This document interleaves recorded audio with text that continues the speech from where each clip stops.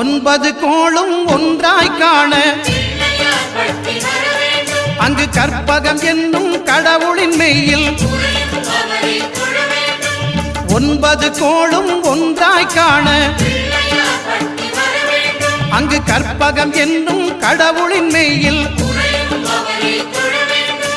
சூரியன் முதலாய் 9 கிரகமும் பலவித குணங்களை கொண்டிருக்கும் எங்கள் கற்பக தருவில் அவை வரும்போது ஒன்றாய் சேர்ந்து பலனளிக்கும்.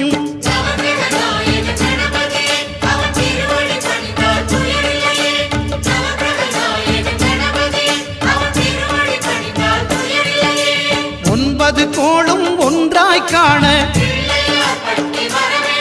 அங்கு கற்பகம் என்னும் கடவுளின் மெய்யில்